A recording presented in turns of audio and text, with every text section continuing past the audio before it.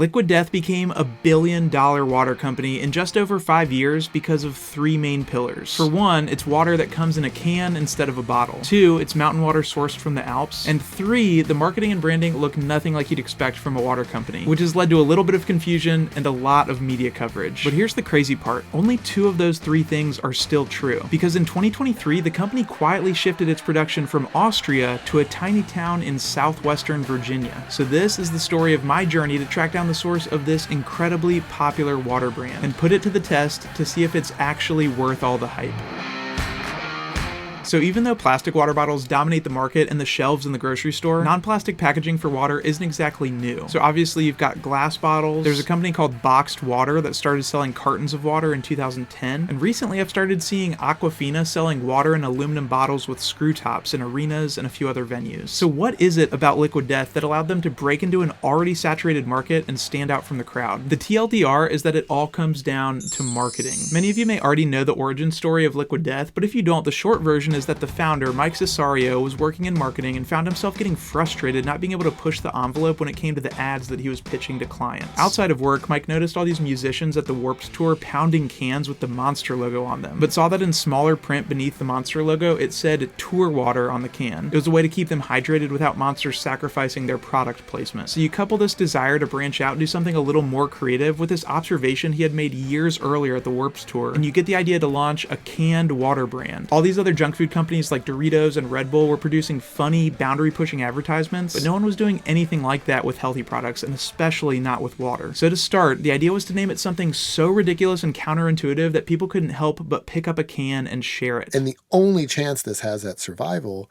is it has to be something that people naturally want to share on social. So I found it interesting, and I think it's worth reminding people that this was the brainchild of a graphic designer with a marketing background, and not somebody with an extensive background in the food and beverage industry, or someone who wanted to start an environmental revolution. So they launched this product, not with a physical launch, but with mock-ups and videos on social media, kind of as an experiment. Like, I'm going to make a Facebook page for Liquid Death, make it seem like it's a real company. And that approach was so successful that it eventually went into production in 2018, and they sold their first products online in early 2019. Their tagline is "Murder Your Thirst," and the cans have this giant skull on them. As you can probably tell, the style was heavily influenced by both beer and energy drinks. It's got this gold top and pop tab, a glossy metallic finish, and this Old English typeface. Well, what they call that, it's called German blackletter font. All these old brands, they use like that very German-inspired look and feel. And that imagery has helped raise eyebrows and conversation around the brand, especially for young consumers. They say, hey, if you want teens to think something's cool, you actually market it to people in their 20s. And from the start, mountain water has been like their main thing, which is why the change in sources is so interesting to me. Mike has been pretty upfront in interviews about the fact that for him, the quality didn't need to be extraordinary. He just wanted it to be good enough where it could at least feel like a premium product. As long as we have a good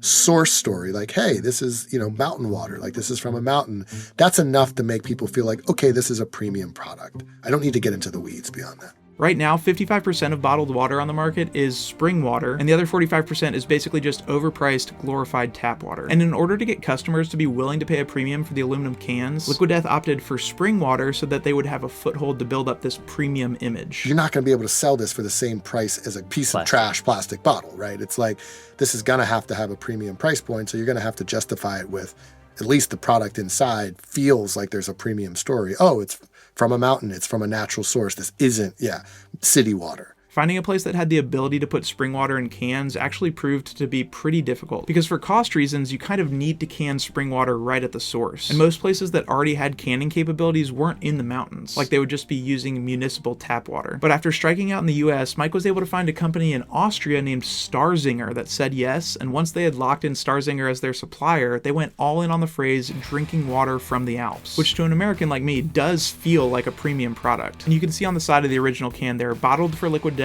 by Starzinger, Frankenmarkt, Austria. They started getting criticism early on that despite the marketing around death to plastic and aluminum being infinitely recyclable, bottling something in Europe and having it shipped to the US actually outweighed any environmental benefits of switching the material. I don't know how much the environmental impact played a part in their decision to change the source, and we'll talk about that a little bit later, but I do know that ocean freight was just costing the company a huge chunk of money, especially as shipping costs continued to climb during and after the whole Ever Given Suez Canal incident. So as far as I can tell, they made made this switch without any big announcement or fanfare or anything like that. People just started noticing subtle changes on the can. The cans went from saying drinking water from the Alps to natural artesian water. And people also claimed to notice a difference in the taste. The first I heard about the change was in an interview Mike Cesario did with Guy Raz in late 2023. You know, we got connected with a great source in the mountains of Western Virginia. Not West Virginia, but like Western Virginia. Yeah. And I was like, hold on.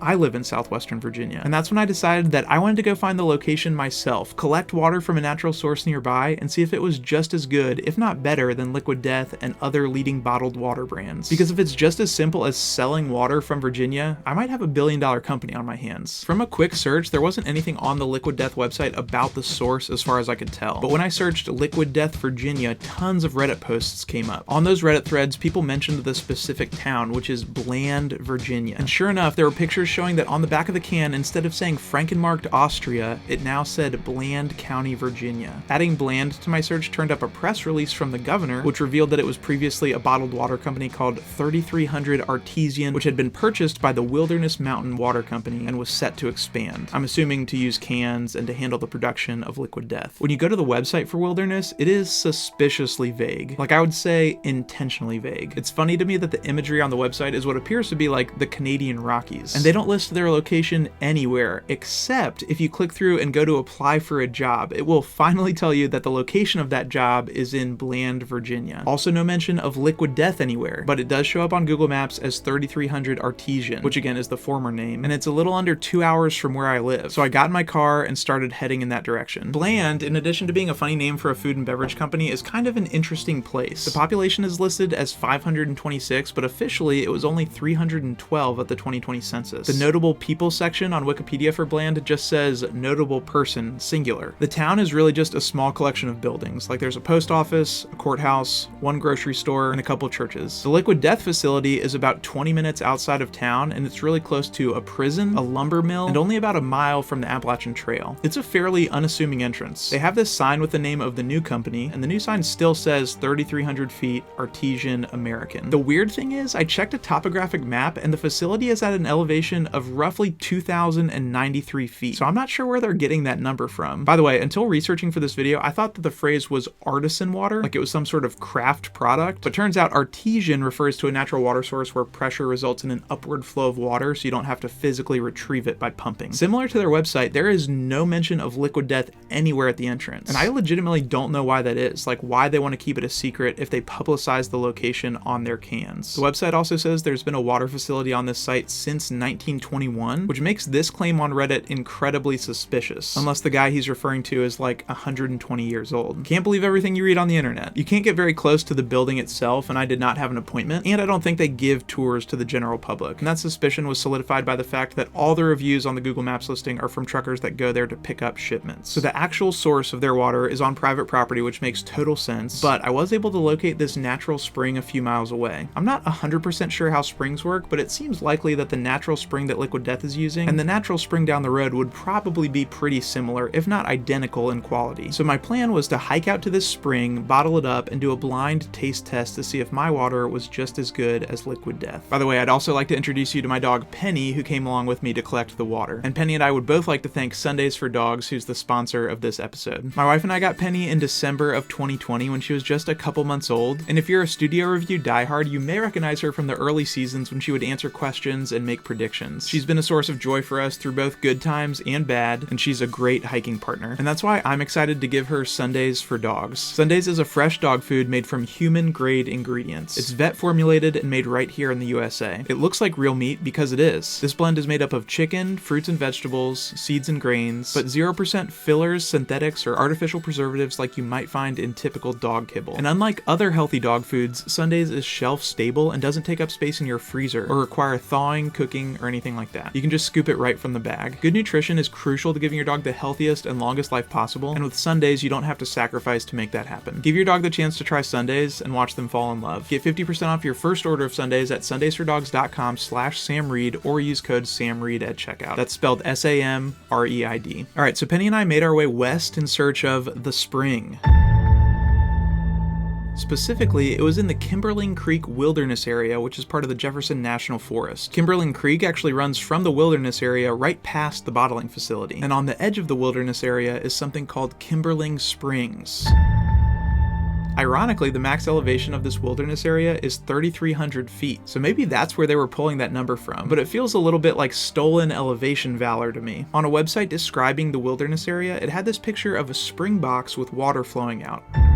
And it didn't have clear instructions or maps, so all I had to go off of was this picture and a loose description of the spring being at the edge of the wilderness area. Google Maps shows Kimberling Springs as being just north of this border road, so that seemed like the most likely location. There was also a warning about there being no established trails and how the area should only be navigated by experienced hikers with knowledge of map reading and compass skills. That was slightly worrisome, but I figured since I wasn't going far from the road anyway, I should be fine. As I turned onto that road, it became evident pretty early on that I wasn't going to be able to navigate it in my Honda Civic, so Penny and I decided to get out and walk. I was still a little under 2 miles from the spring. Alright, hey, it was kind of funny at first, but let's cool it with the spring thing. But I figured trying to save a little bit of time by driving wasn't worth the risk of potentially getting stranded in a place with no humans and no cell service. And that ended up being a good call because not long after that we came across a tree that had fallen across the road. There was also this old signpost that maybe had a map on it at one point, but it looked like it hadn't been used in years. I also had the pleasure of cleaning up a lot of spider webs with my face, so you're welcome. Just trying to do my part to contribute to trail maintenance. A little further up, the road was just totally washed away by this creek. Penny was actually pretty psyched about that. It's actually crazy that this shows up as a road on Google Maps. Like, you could get routed this way, because I'm pretty sure this would have been impossible for just about any vehicle. Like, there were these huge divots that would have required the clearance of a Humvee, and then like a straight up ravine after that. I for sure would have gotten my car stuck, or worse, expelled. I passed a little mini waterfall and there was yet another stream crossing, and by that point I had to give up any hope of keeping my shoes dry. But this is kind of crazy. Do you see how crystal clear this water is? Honestly, it's really freeing once your feet are wet, because then you know that they can't get any more wet and you can just step in a lot more places. Eventually I covered the distance from my car to the alleged location of the spring, and I didn't see anything that resembled the picture. In fact, the brush was so thick right off the path that I wasn't able to get very far anyway. Plus, I'm not trying to make excuses, but based on prior run-ins, I don't mess around with poison ivy. I went for about 20 more minutes to see if maybe the Google Maps location was just a little bit off, but I still couldn't see anything. I even followed the stream a little bit to see if I could find the source. So eventually I accepted the fact that I might not be able to find the actual spring. I knew I could still collect mountain water to use in the taste test, but I felt pretty defeated not being able to find the spring itself. Could I have spent more time looking off the path?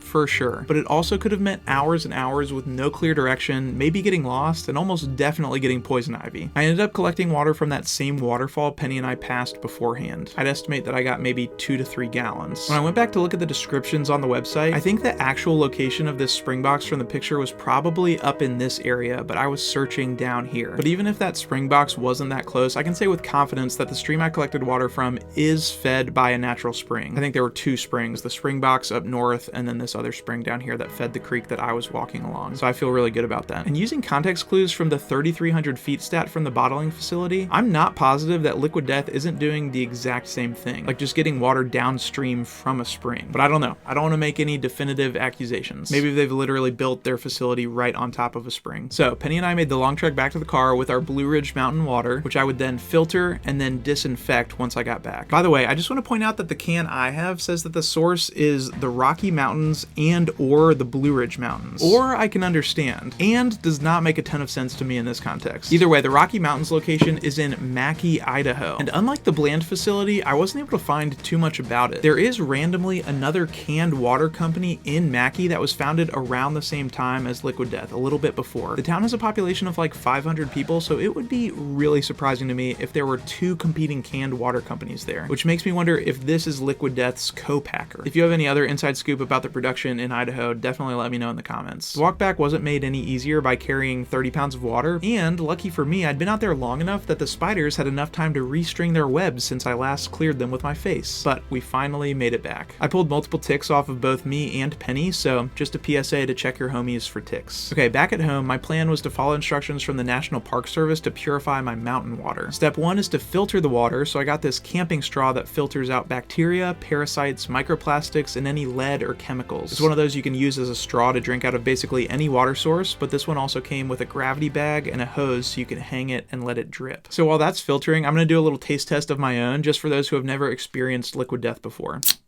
So this is their still water, which is like their flagship product. And these were originally sold as tall boys, which are traditionally 16.9 ounces. And that's slightly smaller than this can that I have right here. And to get a 12 pack of the original tall boys, that cost roughly $20 at the time, which comes out to a little over $1.65 per can or 10 cents per ounce. More recently though, they switched to these 19.2 ounce cans to be closer in size to the 20 ounce plastic bottles that their competitors are selling. So currently on Amazon, you can get an 8-pack of these for $12.47, which is about $1.55 per can or 8 cents per ounce. So the price has come down a bit, but not a ton. For comparison, a 6-pack of 16.9 fluid ounces of Dasani is $4.79, which is 79 cents per bottle or 4.7 cents per ounce. And obviously that price keeps getting lower if you're buying store brand or bulk quantities. All right, I'm gonna give this a little sip.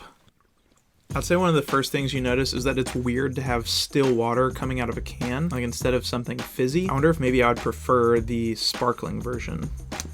I would say it's like a pretty neutral flavor, and that might sound obvious because it's water, but I'm not like tasting minerals or any additives or anything like that. Interestingly, there are no ingredients listed on a can of Liquid Death, I'm assuming because it's just the spring water, but the Dasani bottle says that the ingredients are purified water, magnesium sulfate, and potassium chloride. And then underneath that, it says that the minerals are added for taste. I saw on one of those Reddit threads that when you refrigerate water, it makes it harder to distinguish between brands. And I think I'd agree with that, and I actually had this in the fridge beforehand, so I guess refrigeration covers a multitude of sins. To be totally transparent, I never had Liquid Death when it was sourced from Austria, but at one point Liquid Death reposted this review of the change from this guy named Martin Rees, who is a self-described water sommelier. Hello everybody, here's Martin, your personal water sommelier. Liquid Death changed quite a bit, you can see right away the difference. Let's find out together. It's extremely smooth on the palate, it's very refreshing. They found a better source here in the United States. So I'm a big fan of the new version. Cheers, my friends. So obviously it helps to have an expert vouch for the quality when there's negative feedback, but to me it still feels like a huge change from a branding perspective. Like going from the Alps to Virginia feels like a huge step down in terms of what's worth paying for, unless from the get-go you're like anti-Alps. So we'll have to see what my friends think when they taste it. Speaking of which, I was able to filter a pretty solid amount of the mountain water, so I moved on to the next step, which is disinfection. You can do that by boiling it or using chemicals or even UV light purifiers. Based on what's available to me, boiling seemed like the easiest way to go. So I'm gonna set that on the stove and we'll come back when it's done. I mentioned their Death to Plastic slogan before, and it says on the can that they donate a portion of the profits from every can sold to help kill plastic pollution. Their argument is that recycling plastic isn't profitable because it's actually cheaper to produce new plastic than it is to recycle old plastic, so companies aren't incentivized to actually follow through with recycling. Consequently, plastic ends up in landfills or in oceans. So the more environmentally conscious option, at least according to them, is to drink water out of aluminum cans. On the other hand, producing aluminum is a pretty problematic process when it comes to its environmental impact. And that's partially why the boxed water company that I mentioned earlier says that their product is actually more environmentally friendly than aluminum cans. But like I said before, Liquid Death didn't set out on some environmental crusade. They've always been, at their core, a marketing company. That's why we always led with brand and what we could own first, which is funny, irreverent brand, making people laugh, murder your thirst. Death to Plastic was always the second thing, because at the end of the day, we knew we can't own aluminum cans as a brand. Just as a real quick aside, I went to remove the lid from the boiling water, and immediately I was just smacked in the face with the smell of Old Bay and corn. And that's when I realized that we mostly use this pot for low country boils, and as well as I thought I had cleaned it, there were still some lingering smells going on there. And I knew I couldn't serve people dirty corn water because that would just ruin the taste test, but fortunately I hadn't used the entire sample I collected, so I started the purification process over with a smaller batch that I would boil in a non-contaminated pot. So while we wait for that, just a few final thoughts about Liquid Death. I will say that some people are offended by the theming, and it doesn't really bother me because it's so unserious, and it's super obvious that they're doing things like just to get a reaction. Regardless of how you feel about it, their marketing-centric approach has paid off. The company is now valued at $1.4 billion. Still only a small fraction of the market share, but they've made a big splash and successfully essentially created something that people perceive as cool. And Liquid Death's success has allowed them to branch out and expand beyond their core product. Case in point, instead of natural artesian water, this can actually says still drinking water, which I'm guessing is to distinguish this from their other products. So they've got still water, which is what this is, like no flavor, and then flavored sparkling water. And now they have iced teas and soda flavored sparkling water. I also saw they just started putting out electrolyte packets. I actually have one of the soda ones that I'm gonna try real quick, and then we'll head to the taste test. That's crazy how that actually works for the focus. I was just doing it as a joke. This one is called Killer Cola. It says it's flavored with agave. It says 10 calories, 2 grams of sugar, and then no artificial sweeteners. The one thing I'm interested to see is if it's kind of like a hint of soda or if it's got like a full-bodied flavor. Oh. What is that? It's definitely not like a Coke or a Pepsi type taste, like that kind of cola. This might sound crazy, and maybe just the blue coloring is like messing with my head, but it feels like it has kind of like a fake fruity taste to it. Is that what agave is? I don't know. It's also like the color of like Sprite. I don't know, I guess if you're trying to cut out soda, this could be a good option, but personally not a fan. All right, enough messing around. Let's get to that taste test. After successfully filtering and then boiling this new batch of water, I poured everything into mason jars and put them in the fridge to chill. So here's how the test will work. I'll have 4 different types of water set out in those mason jars, and those will include tap water as a control, Dasani, and I chose Dasani because according to a 2024 report, it occupies the largest share of the global bottled water market, ahead of other brands like Evian and Aquafina. The third one is Liquid Death, and then the fourth one is the mountain water that I collected and purified. I'm gonna ask 10 of my friends to taste all 4 of these, not knowing what the brands are, and pick their favorite. I'm hoping to answer a couple questions here. So number 1, when you strip away all the clever marketing and the unique can, is Liquid Death any better than something like Dasani or even tap water? And 2, is it possible that my mountain water is just as good or even better than Liquid Death? Cheers. That's pretty good. That one's very inoffensive. Something off-putting about that one. Okay. All right, so far they're all water. I thought this one tasted pretty metallic, Sometimes water will have that like weird taste. This one just tastes like nothing. but then I tasted this one and it tasted more metallic. So far they taste the same. Is it all the same? Those two taste very different. Similar top notes. 1 and 2 felt very similar, but way different from the rest. That one tasted different. Oh yeah, I know this one. That is store brand thin plastic that had been sitting out on a pallet. This is tap water. Not in terms of my favorite, I just know what that one is. Okay. I don't know. Now that's a good water. That's a good water. Got a bit more of an aftertaste. So after sampling all 4 of the waters, here's what people chose as their favorite. Well, I know my favorite. My favorite's 1. 3 is just, this is like coming off the glacier right here. Yeah. This is good water. Okay, 3's so the 3's your best. favorite. My preference is glass 3. Number 1. Number 1 was just a blank slate. I think number 2. 1's very close. I like 1 and 3. Yeah, I think I like 1 the best. Okay. 3 was my favorite. I'll say 1's my favorite. I like 3 the best. I think 3. 3 is probably the best. I feel like it's pretty evident that even when it's a blind taste test, people prefer name brand water to tap. Like no one was swayed by brand loyalty or the name on the package, and yet only one person chose the tap water. And Dasani was the favorite in this test, but only by a narrow margin. Like even though Brinson picked tap water as his favorite, he said that Liquid Death was a close second. So it was really close to being an even split, 5 and 5, between Liquid Death and Dasani. Okay, so after each of them had told me their favorite, I told them what the brands were and asked them to guess which was which. And just to be clear, none of them knew that this was a video about Liquid Death. I just told them that this was a water taste test for a video, but I didn't specify any of the brands ahead of time. I'm gonna go Dasani, Liquid Death, tap water, mountain water. Wow. I'm a Dasani hater. Tastes similar to that, but I'm kind of scared that it's Dasani and then I have to like eat crow. From a mountain, Liquid Death, Dasani, Lexington tap water. I think that number 1 is the mountain purified water. Okay. I think that 3 is tap, 4 is Dasani, and 2 is Liquid Death. I think this is your tap water. Oh, you have different tap water, right? I think 1's Liquid Death. I think this is the stream water, and this is Dasani. Wow. Okay, bottled water, Liquid Death, tap water, and the one from the mountain. Wow. 2 has a very like sink water taste, but I actually like it. Like this is a crushable water. Pretty sure that's tap water. Okay. If it's not, sorry for whatever brand I offend. I don't know how science works. I'm trying to go for 3 out of 4. Wait, that's not possible. I just also want to get more right than Megan does. I'm gonna say Liquid Death. There's a lot of writing on this right now. Dasani spring water. How wrong was I? 1 for 4. Just cut my part out. I don't need anybody to see that. I think I'm gonna say 1 is tap. It's hard because they're all water. But now I feel like that this is mountain water. Good golly. This is really hard. I feel like I tasted this before. So maybe that means that this is tap. Oh Lord. Okay, it's not that serious, Megan. Dasani, tap, Liquid Death, mountain water. Final answer. 0 for 4. Mountain water, Dasani, Liquid Death, and tap water. You went 0 for 4 on the guesses. 0 for 4? This one's mountain water. Liquid Death, Dasani, tap. This is mountain water. 4 is mountain water. 2 is tap water. 1 is liquid death. 3 is Dasani. That is 100% correct. Let's go! Come on!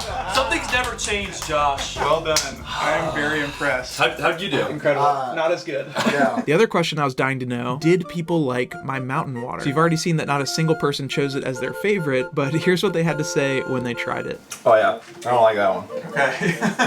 Yeah. It's not a horrible flavor. It's just minerals. That's atrocious. That is so bad. That's cardboard. Very bad. Okay. I wouldn't even consider this water. Sure. My least favorite's 4. Okay. I don't really like 2 and 4. There was a little doodad in that one. Yeah, the 4, it tastes really weird. I mean, it like smells like a creep. Does it make you feel sad at all that nobody likes your creek water? I'm not gonna lie, I was a little bit heartbroken, but it's not entirely surprising that a huge water company is able to strain out more of the weird flavors than I was able to do with my do-it-yourself purification system. So in terms of how Liquid Death stacks up against other water, it's not bad water, right? Like otherwise no one would have selected it as their favorite over tap water or Dasani. But I would say it's also not like remarkable. Ryan and Ellie were the only 2 people who were able to correctly identify it as Liquid Death, so that's 20% of participants. And I think there are other factors that play a bigger part in the experience of drinking water, like the mouthfeel of a plastic bottle versus a metal can versus the straw on your Stanley, if it's refrigerated versus room temperature like I mentioned before. And so the hope was that putting them all in glass mason jars and making them all as close to the same temperature as possible would eliminate some of those variables, and I think it did. But I found this to be pretty interesting. The guessing part of this experiment might have been unintentionally misleading. I think on average people naturally underestimate the quality of tap water, so for the most part people just kind of assumed the funny tasting one was the tap water. This for sure has the most flavor. I have had some Lexington City tap water in my day. This one definitely has been ran through some pipes recently. I think that's tap water. Okay. But when I described the process I went through to retrieve the mountain water, 6 of the 10 people felt like sample number 1 most accurately matched that description, without knowing that it was actually Liquid Death. I want to believe that like the water that you purified and boiled is the best. Mountain source. This is the boiled mountain water, because this one tastes like it like has like nothing in it. Like you've boiled everything out of it. So I'll give them credit where credit is due. Even though they switched production from the Alps to the US, and some people have complained about a decrease in quality, the product is still delivering on the promise of mountain water. So kudos to Mike Cesario for taking a product that I would say is maybe only slightly above average and turning it into an absolute masterclass in marketing. In one interview, Mike said that to come up with truly innovative ideas, you basically have to trick your brain to do something it thinks is a bad idea. Your brain is so programmed to do the things it's seen a million times before that most of the ideas you come up with, it's already been done a million times, or it's not actually innovative because it makes too much sense. And I was inspired by that because I feel like that's exactly what happens on YouTube. What most people, myself included, think are good ideas are actually just things that we've seen work before. So if nothing else, hopefully you can take some inspiration from that. And if the environmental impact is important to you, Liquid Death could be a better option than plastic, especially now that they're not shipping it across the Atlantic, although Box Water says that they have half the carbon footprint of canned water. Are both these options going to be more expensive than plastic? For sure, but it's almost always worth it to pay more for causes that matter to you. Although, if we're being honest, the best option is almost definitely getting one reliable, reusable water bottle and not buying packaged water at all. But speaking of causes that matter, I just want to say that I don't take for granted the fact that not only do I have easy access to safe drinking water, but then I can choose from any number of options available to me. So I decided to make a donation to both water.org and LifeStraw's Safe Water Fund, which supports the production and distribution of supplies like that straw to communities around the world that need safe drinking water. I'll see you back here in a couple weeks for the next episode, and if you haven't already, you can hit that subscribe button down below if you don't want to miss out on new episodes. But until then, just remember that even when it doesn't feel like it, it's going to be okay. I'll see you soon.